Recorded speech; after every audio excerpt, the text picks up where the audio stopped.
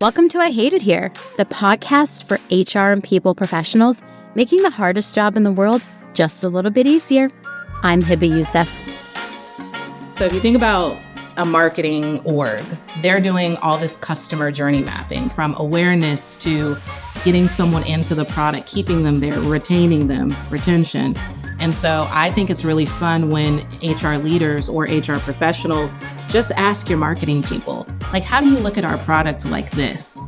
And then we create our own employee journey mapping. And there is software out there for that, where we can touch on the points that matter within that employee life cycle.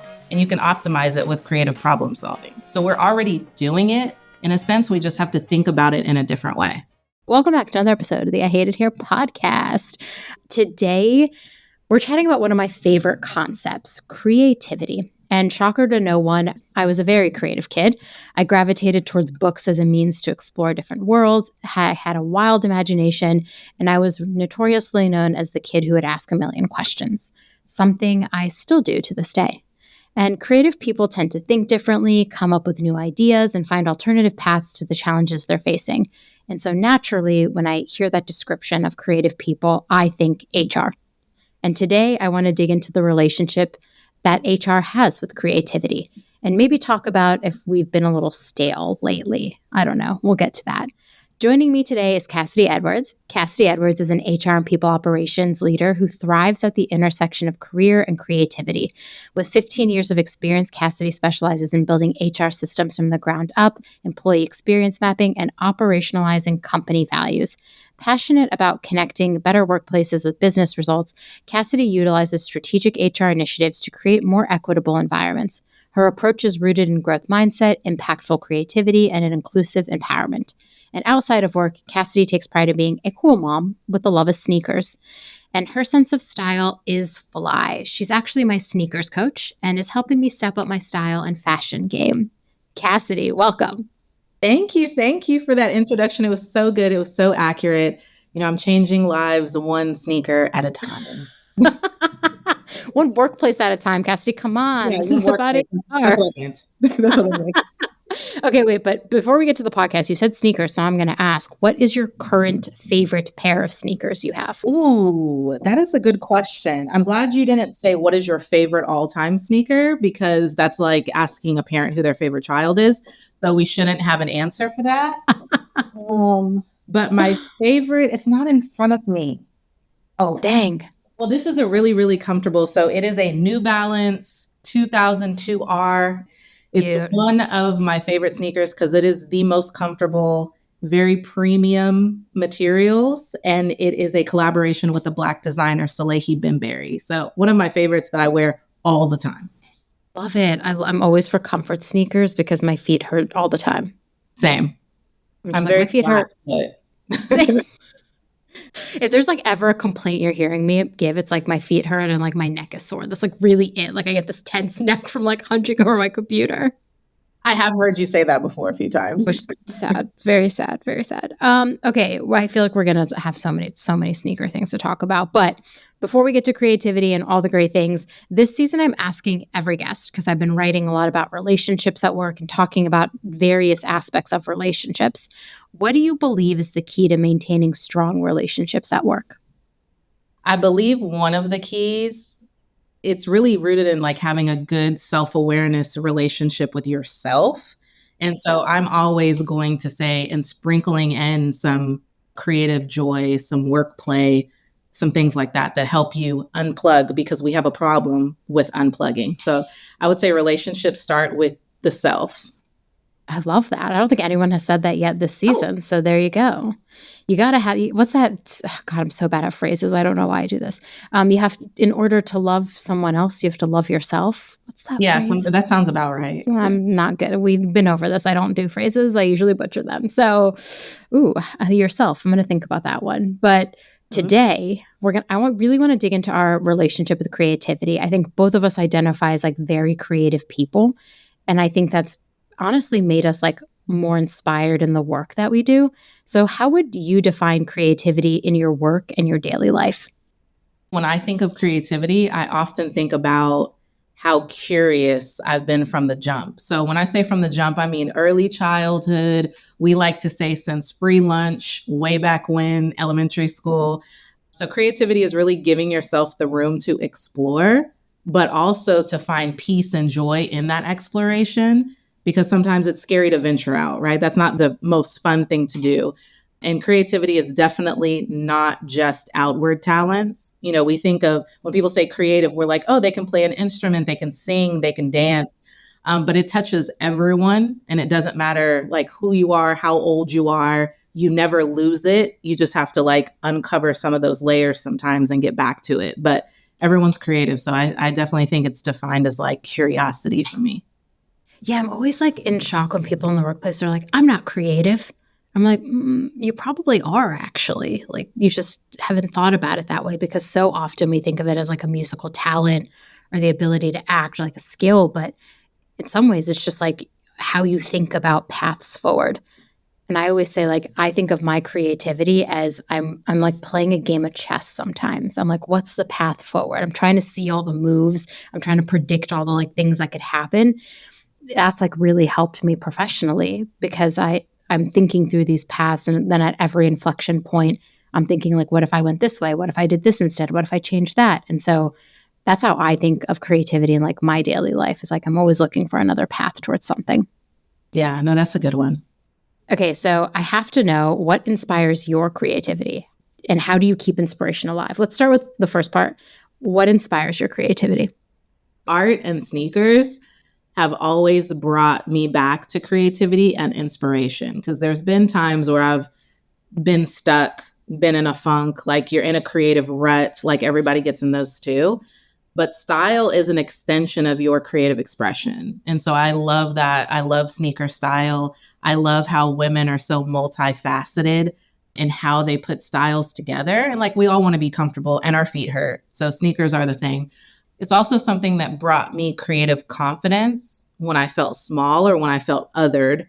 And that was in life and in the workplace, like both of them. Art is something I've loved as long as sneakers. So over 2 decades. It's like the beauty of art is the interpretation and like how it makes me feel. So it draws emotion. I'm a big fan of like graffiti, museums, street photography. Like, I find the way that women of color have been trailblazers and OGs of fashion and style, and even created art with like our hair, because we can do a lot of things with that. And I think that that's beautiful. And that's always brought me like back and kind of kept my inspiration alive. Do you have like a favorite museum? Not really. I mean, in Houston, the Museum of Fine Arts, especially when they have certain like Black designers or artists come out. Kehinde Wiley is like one exhibit that was really great. I like when they have the African American Museum here is really great. And a lot of times they've put on recently, they have celebrated through art and museums our subculture of music. So in Houston, we have this subculture of music called Chopped and Screwed. It has influenced a lot of the rap game today. So Kendrick Lamar, Drake, but you know, like all of those people. And so it's basically like a slowed down, it sounds like you're whatever's losing batteries. And it's just like it was a visionary thing that was a piece of our music, but it's also a representation of our car culture. And we've had exhibits in the museums that celebrate this. And I would have never thought to see that in like a formal traditional museum. Oh, that's so cool. I can't wait to come visit you and go to a museum together. I don't know what the exhibit will be. We'll see, but we'll have a day of it. Yes. I think for me, it's quite similarly, as like books and music have really been what inspires my creativity. And I think I've shared this so much. Like, I feel the most creative when I'm constantly reading. And I love that stat. There's like the stat out there that fiction readers are more creative problem solvers. So when every time someone's like, what business book are you reading? I'm always like, actually, I'm reading a romance novel. I am reading a hockey romance novel. Like, these are the things I'm reading, because I don't know. I feel like you've learned so much more about people when you're reading. And so I think like my relationship with books and stories, I always say, is very sacred. And the second is music. Like, I don't know about you, but when I do like deep work, I have to have music on. Ooh, what kind of music do you listen to? Like when it's like deep focus? Oh man. Okay, so whew, about to be exposed. Oh no. This is so wild. When I really am like wanting deep inspiration, I listen to a lot of Whitney Houston and Mariah Carey. So like I grew up on 90s R&B and hip hop. My siblings were older, they were playing the music, and I grew up just loving it. I have this deep, deep love for Mariah Carey. First of all, she was like the first woman I saw on TV who had curly hair like mine. It was like before Mariah went with the straight hair. Like vision of love. Yes, like dream lover Mariah is like that's how I saw myself growing up, because I was like, oh, a woman who has curly hair like me and her skin tone resembles mine, like that's me, right? Like that's like what I saw. And just Whitney Houston is one of the most prolific artists of our time. Like, my God, her music is beautiful, her range stellar, her music is so emotional. And so I feel like when I'm doing deep work, I know a lot of people will say they listen to like instrumentals. Not me. I'm like trying to blast my like get in the mood music to like take my energy up.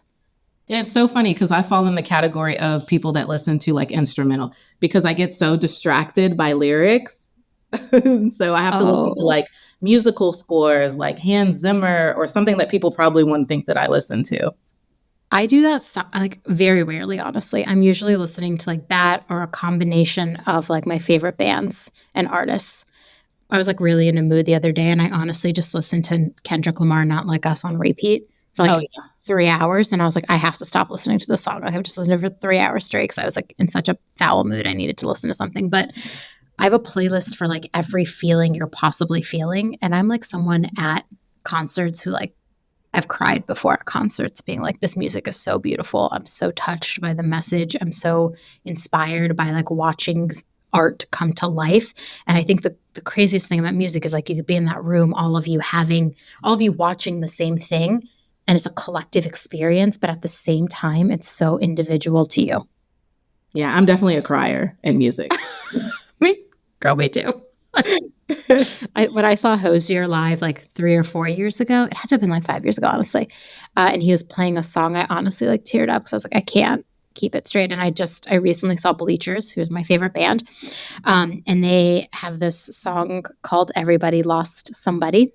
Mm-hmm. And I found out after, like, I'm a huge Bleachers fan, but I actually didn't know this about the song, that he had written the song about losing his sibling. And like, I've lost my sibling. So I was like at the concert live listening to the song, and I was like, I'm so not well. Like, I'm not well. I'm gonna cry. I've seen this man live like 10 times, but the song it reminds me like maybe that I'm not so alone in my grief. And so I think I'm one of those people who hears a song, associates it with an emotion, associates it with what I'm feeling.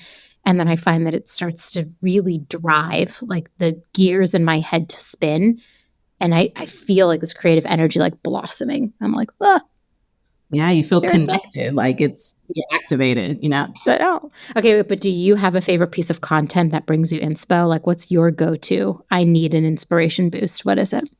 Yeah, I really like photography books. So I know you like books, but the coffee table books, Rihanna has like a huge one that has the hands that stand it up, which is really cool.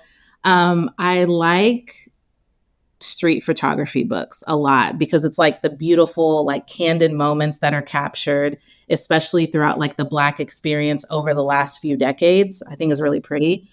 Also, favorite pieces of content is probably anything editorial that I've created or helped curate for C&K Daily. So C&K Daily, it is a voice for women to educate, inspire, and empower them within the sneaker industry, very male-dominated space, as we know. Mm-hmm. And so the content is not only meant to like lean into the representation of Black and brown women in the sneaker industry, but tell their stories. Like you said, storytelling is there's so much power in storytelling. And we do it through style and through showing everyday women that you can be yourself. And that sets you apart, like even in sneakers. Because at one point it was like, why are you wearing sneakers with that dress? That's so disgusting. And I was taught to conform to that status quo. So we work on like editorial pieces of content mixed with like photography and creative direction with some big brands that you may know, like Nike, Jordan, Adidas, Foot Locker. And so those have been like favorite pieces of content, I would say. That's so cool. If someone wants to read this or learn more, how can they find it? Yeah, so you can find C&K Daily, the letter C, the letter N, the letter K Daily on Instagram, at X or whatever we're calling it. And then the website, Right. cnkdaily.com. Great. Okay, so people can get some inspo. I was one of those people who was taught to never wear sneakers with dresses, and I'm really trying to unlearn that and incorporate more sneakers into my dresses. Like I've been wearing sneakers on stage as well because I want to debunk this idea that professional wear is heels and like flats. I want to wear my sneakers and feel good about what I'm wearing and feel comfort in that. Yes, and we can do that at work. Like Hell yeah. it's not 1990. No, and that's a really good transition to our next part because we just talked about all our creativity. But I want to talk about us as HR people. I know we're multifaceted. We have so many other things that make us interesting, but this is a podcast about HR, I guess. Most times.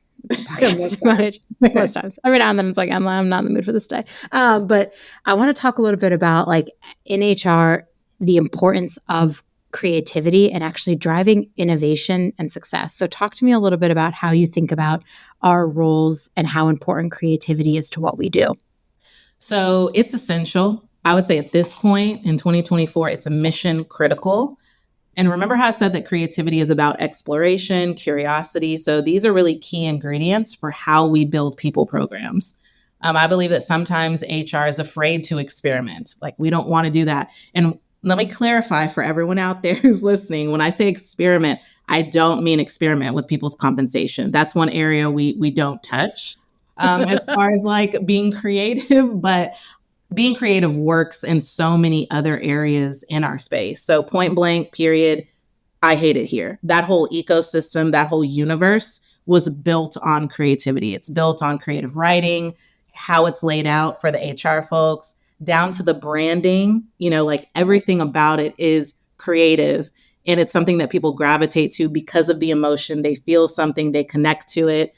Companies that create solutions, whether it's products or services, are being creative every day with how they add value to their consumers' lives. So we can do the same, but turn that into employees versus consumers. I think about that so often, how crucial it is for us to really figure out when we're navigating unprecedented times. Not that I'm so tired of unprecedented times. I'm ready for some precedent. Yeah, can we have some precedented times? Can we get some things that I know we're dealing with? But I think like look, creativity at work, there's always a place for it. But I think especially in the last 5 years, as we are navigating these times and we're going to navigate future unprecedented times, these are complex things at work that are not going to be solved with the out of the box solution. Mm-hmm. And I think we have to be creative. We have to be curious about what we're trying to solve. And I think that's hard for a lot of HR people because we're lobbed all day long, all these administrative tasks that we don't actually get the time to stop and dream. That's what at my creative fullness, I feel like I'm dreaming. And that I think is missing from so many people's day-to-days in HR. And I feel like people listening would be like, I want to do that. Like, I want to feel that way because we're all burning out, underwater. Like you said, there's so many tasks that we have to do, but it is possible to carve out that creative energy within your job. And even if you can't do it within your job, maybe you work at a banking institution that's very like restrictive in what you can do. You still can do that in other areas that touch your job. So like LinkedIn or, finding these communities like Safe Space or Peak HR learning communities or those type of things, like those breed creativity and can give you the avenues to do that, even if you feel like you can't do that right now.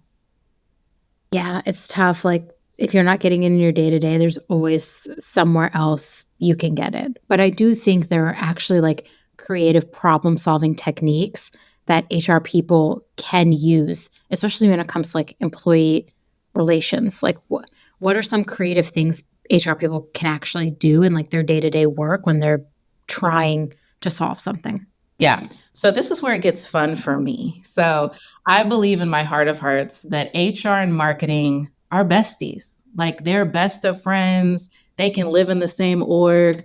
You think employer branding probably just right away. You may think, hey, even asking how our EVP can be leveraged as a selling point in our marketing strategy. You may ask, what are emotional touch points of our branding at work? How does that show up in our employee experience? So these are questions you can start like asking yourself, but we know marketing is really about connecting people to products, services, what have you, that improve different aspects of their lives. So we do that in people programs. There's no way around it. I would challenge HR professionals to think about how they use storytelling and to ask themselves those questions. So how do they market from A to Z these programs? Like, what do those internal comms really look like, even down to email marketing journeys? Or you could do that for new hires. You could do that for new managers. An omni-channel approach is really important, and it's really great for HR creativity as it relates to internal comms. People learn things differently and they like digest things from different ways. That's why I think omni-channel is important. And then lastly, segmentation is something that I love to like nerd out on when you think about employee journey mapping. So if you think about a marketing org, they're doing all this customer journey mapping from awareness to getting someone into the product, keeping them there, retaining them, retention. And so I think it's really fun when HR leaders or HR professionals just ask your marketing people, like, how do you look at our product like this? And then we create our own employee journey mapping. And there is software out there for that, where we can touch on the points that matter within that employee life cycle. And you can optimize it with creative problem solving. So we're already doing it. In a sense, we just have to think about it in a different way. That's so cool the way you just walked us through that. Like we're coming back for another episode on the HR marketing relationship, because people keep telling me all the time that I'm really good at marketing. And I'm like, I don't know what you're talking about. You are. And I'm like, what are you talking about? They're like, oh, you're just like so good at doing that. And I'm like, I'm just thinking about the person. My instinct is to always think about our employees. How are they experiencing this thing? What's going to keep them happy and engaged? What's going to take them away? What's going to have them coming back?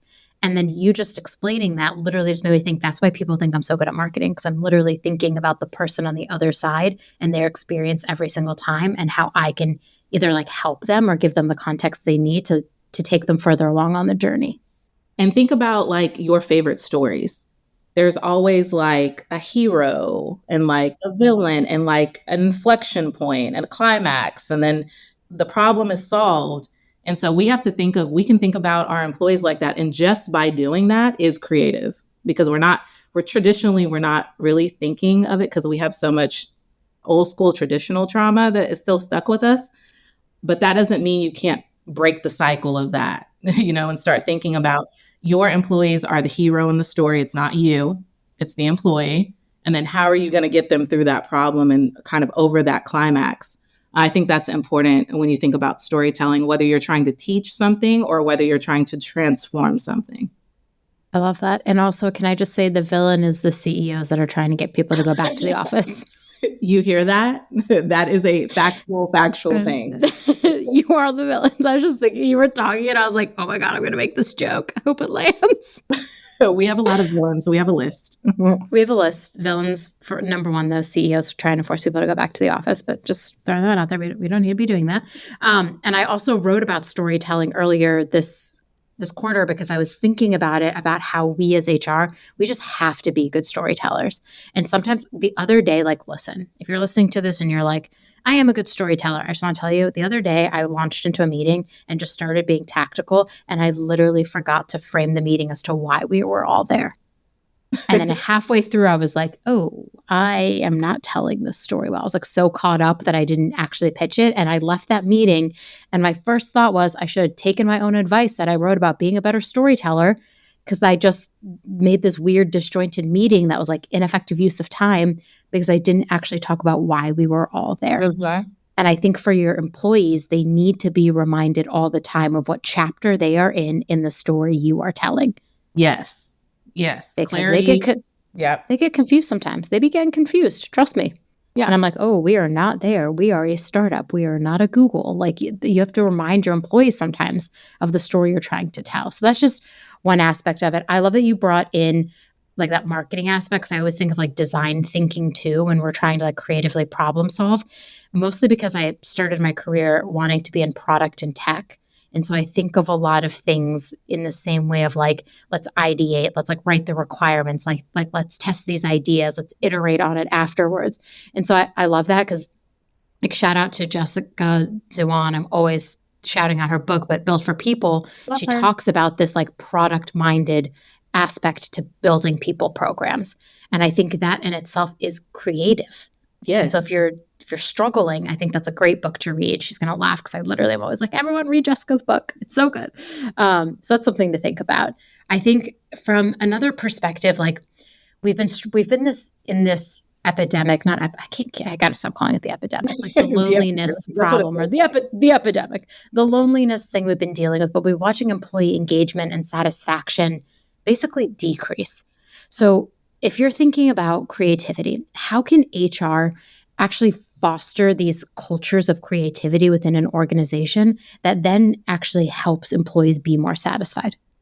It's really built on top of a foundation of trust, right? Psychological safety, knowing that it's okay to explore without consequence, because you may think it's great to be creative, but your manager or your leader may not role model that, right? Or they may not agree. So leaders have to role model that creativity, that it's welcomed in the workplace. I would say number one, ask your team how they feel, when they're creative, help define it based on your org. So just throwing out the word creative, let's be more creative, that may not solve the problem because everyone may define it differently. So what does it look like? Like actually have clear conversations and say, even if it's down to, hey, the first hour of Friday, we're going to have a creative jam session and that's what we're going to jump into. And that models that it's okay to have ideas and to put them out there. And so back when I was full-time working at Trade Block, which is a sneaker startup in the tech space, we had these things called Tales from the Block. And there was no foundation, it wasn't a strict agenda. It was basically like, hey, employee or special guest, come and just tell us a journey that you had in anything. It could be your journey through sneakers, your journey as a mountain climber, you like to basket weave. I mean, it could be anything. And so I did a creative session on how creativity saved my parenting. And so it really like tied everything together, but it also connected how you know these people as people. It humanized a lot of the leaders because people are, there's a power dynamic when you're talking to a CEO, but when that CEO has just done a creative jam, you're like, wow, they think differently and they're open to my feedback and they encourage it and they like my ideas. It does something completely different for people to feel safe in that. So in a more tactical way, I would definitely say feedback loops are important as you iterate through your people programs, co-creating with other orgs, which will help drive buy-in and advocacy. If a marketing leader is part of your wellness program initiative, they're going to probably buy in and advocate and do the thing. I saw a really, really cool example. I'm probably going to steal it. I forgot her name. I wish I remembered the name, but I saw it on LinkedIn where it was a wellness program that she put out and it was called GTFO and it stood for Go Take 5 Outside. Oh, I love that. It was so good. And it was like funny and the acronym was so fitting. And it was just to get people unplugged for a second.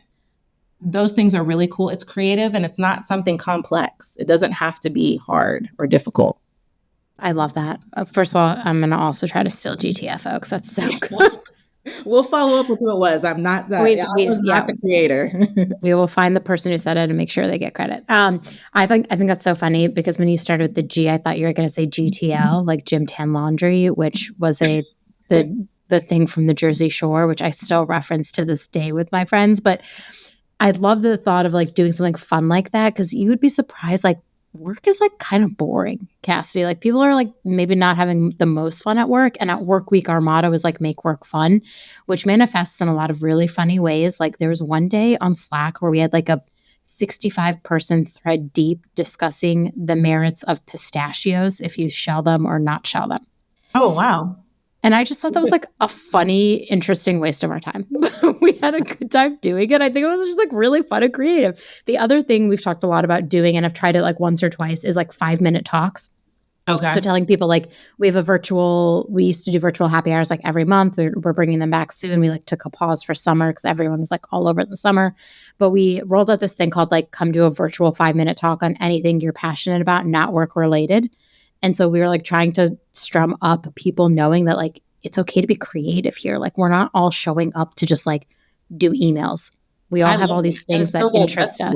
5 minutes. 5 minutes. Yeah.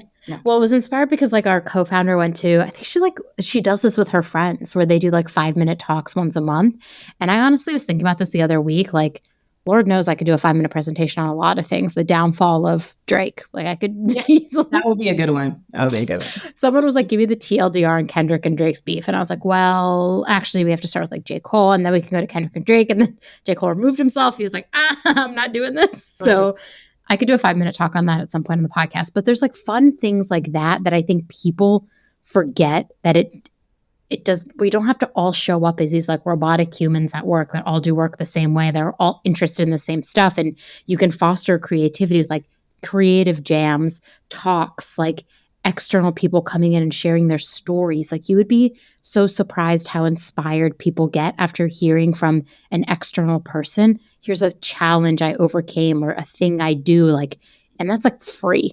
Like you could just like ask your friends to come talk to your company or do a learning thing. I think another really interesting place that people can do really creative stuff is when you think about like how people are learning at work.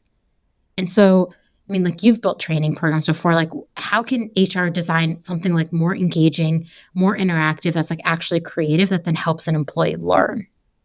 You want to think about, and this is kind of creativity as well, like how do you want to feel? Like, yes, what do they want to get out of it? But how do we want them to feel? If we're putting people through aspiring leaders, how do we want them to feel once they're done? Do we want them to feel more empowered? Yeah, inspire, empowered, like all the things. So it kind of comes into like, that's where personalization, I think, plays a big role. So it's important to have your fundamental learning and development programs in play, but you want to ask yourself, have you used segmentation to understand the career mapping for your teams as a leader? Maybe Hiba doesn't want to be a manager. Maybe her development may look completely different. And so everyone learns differently. And you want to also strike a balance between asynchronous and like synchronous learning. So you have those webinars, you have those talks, you have those workshops, but also you can have creative solutions where, hey, there's a library of books for the people who really love to read. Here's some podcasts that you could, and all of these are Hiba things, but podcasts that you can listen to, and stretch projects. I'm like a big fan of like, if someone shows you an interest or a passion, or like you can see the potential in the skill set that they may not see, let them do something creative in that. I think learning is like we talked a lot about like how to think and approach other problems, but I think learning is the one place where companies can get like super freaking creative about the opportunities they're giving their colleagues. I love the stretch assignment thing. I honestly just, the way that we learned growing up by like reading textbooks and like in school, literally through K through 12, like the curriculum is we lecture at you and you remember. And as adults, we don't actually learn the same way. We get into the working world and we actually learn better by given assignments and doing hands-on practice. Yes. And so I think there's something really uniquely beautiful about that, because then HR teams can be creative about the opportunities they're giving people to stretch. And that in itself, like if you're thinking about like, how do I make learning and development more exciting? There are endless opportunities. There are endless opportunities to make it really interesting, really engaging, and like super creative. So like I had to call that out. You know, my background is like L&D, and I love a little L&D program. It like fills my soul up with so much joy to like write a curriculum for a program. Yes. I love the growth mindset is big. And I think in creativity, they hold hands. We had a kind of a training program as we were helping leaders and managers with fundamentals, effective communication, change management, stuff like that.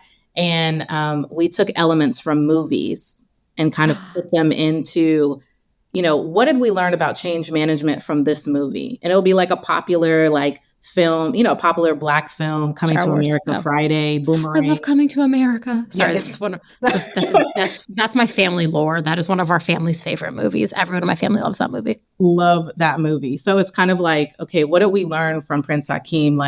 Let's put it into context from this movie that everyone loves. So they're already bought in and kind of connected to the learning to begin with. And it's not boring. That's the big thing. It's something different. It's a different flavor. And there's always things you can learn from the arts, like whether it be the movies or music or anything. You can kind of place leadership lessons within those things and make them more fun. That's so cool. I love pop culture. I just recorded an episode with Kim Rower all about HR and pop culture. Yes. And I'm like, we should be bringing pop culture more into the workplace. But a lot of people aren't movie or TV people, whereas I'm a movie and TV person. I could quote. I was going back and forth with my friend Rebecca on movie quotes, and I was like, I could quote a movie every single day of my life. My favorite movie quote, just throwing that one in here because I think it's very relevant, is from Breakfast Club, and it's the world screws fall out all the time. The world is an imperfect place. Yeah. And there's also another one that's really good, when you grow old, your heart dies, but that's a little darker. We're but lessons. Relevant lessons. Yeah. I'm about to go make a learning training program just from movie lessons. Here are 5 management lessons we can learn. I did that for our manager training earlier this year. I think I told you I'm wearing a Bulls hat. It's this is very telling. I did a whole presentation on what we could learn from the Bulls coach and how he developed teamwork between Michael Jordan, Scottie Pippen, and Dennis Rodman, 3 very big characters, but they had to learn to work together, and they ultimately went on to win a lot of things because they had brilliant teamwork, and fostering that starts with their coach and their manager. So I made a whole presentation about it, and everyone was like, wow, this was so helpful. And I was like, yeah, it's a different way to think about it. Yes. And it's the same things that we're trying to do at work. So that was perfect. I love that. That was a good time. Okay, but when we come to your team, I keep on saying, I don't know when I introduced okay, but into my language because I keep doing it all the time. I love it because it's wait, I have one more thing I need to say. Okay, but I'm going to start using it with my mom and see what she says. But I did it again.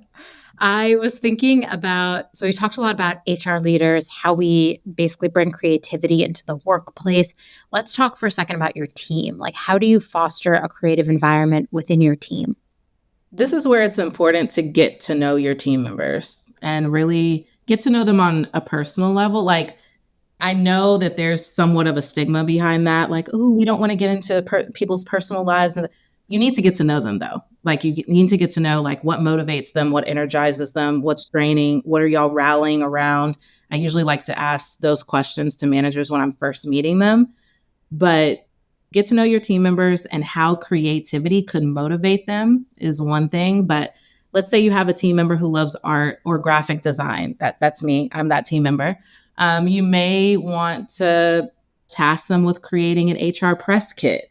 And so that press kit will enhance visibility and understanding of people programs. So press kit is a marketing thing that they use, and you could pull that into HR. And you're also giving a stretch to someone who really, really loves creating things, building things. And so you're getting to know your team, but you're also applying their skills to something that is probably needed in the workplace if you want to enhance and optimize your creativity and your marketing people partners on your team. So I think that that's one way. Not everyone feels like they're creative, so it could look different for everyone, but it's also about problem solving in different ways.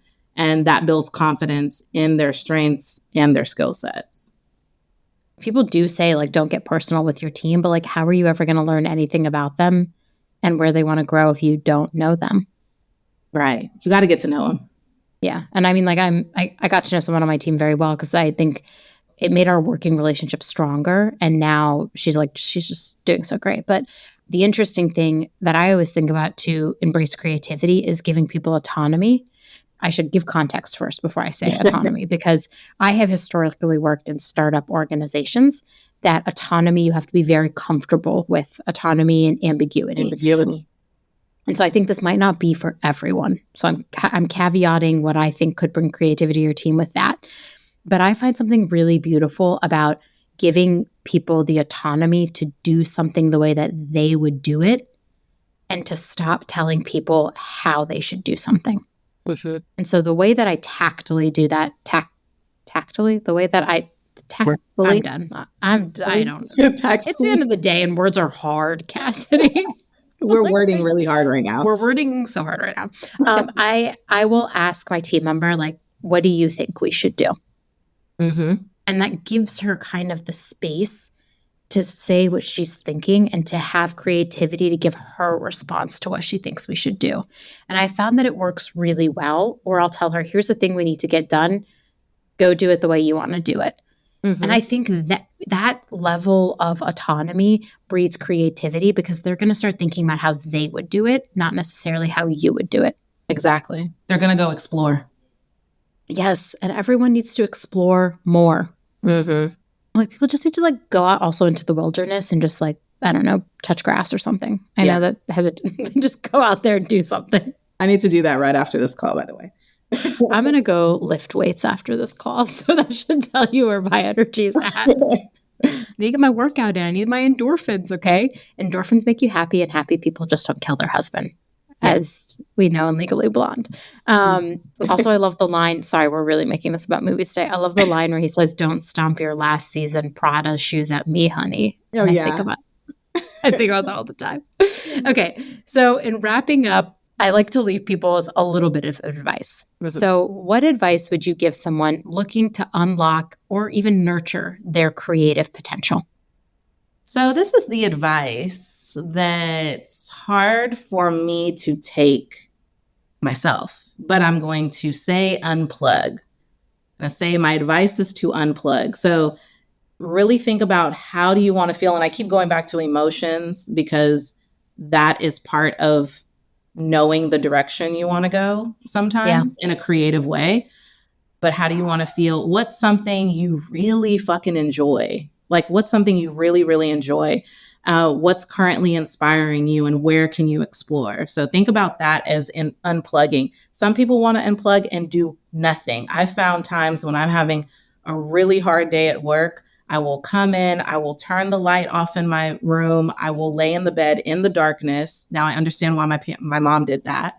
I will lay in darkness and it's almost like meditation, but I'm not like listening to like a sound bath or like a guided meditation. I'm just literally laying there and eventually like thoughts start to come. So that's one way where it's like ideas, or I don't know if it's something about the sound of the water, but I get really good ideas in the shower. Same. Like creativity comes to me there, maybe because we're Pisces, I don't know. But creativity comes like around water a lot, but try new things. If you can unplug and actually do something, try new things, reflect on the things that you may have enjoyed before, but don't do as much now. Maybe you should get back to those things. So I would say like, go explore, but definitely unplug. Give yourself some grace and some space. I love that. I also didn't realize, I think it's funny, two Pisces queens talking about being creative because that is core to the Pisces sign. Yes. It's so Pisces of us. It's so Pisces of us. I love a shower. I love a bath. Your girl loves to stick herself in the bath and dream. Mm-hmm. Yeah. Just dreaming. I think the other part on inspiration, the advice I would give is find what makes you feel alive. I think sometimes I feel like I'm floating through life in this like shell of a body some days. And I forget that I'm like a living, breathing thing that is very much alive. Yeah. I joke that like when I go to live music, I always feel like a live wire. I feel this like current underneath my skin and like my body, my blood is like pulsing and I feel ready to go. And I think when I need inspiration, I go seek that out. I seek the thing that makes me feel alive. Like I have this like beating heart and that I don't know, get another chance to carry my body through this world. That's beautiful, by the way. Oh, thank you for just writing some poetry, you know. We're about to cry together. I'm always about to cry. People are probably tired of hearing about how I'm about to cry on this podcast all the time.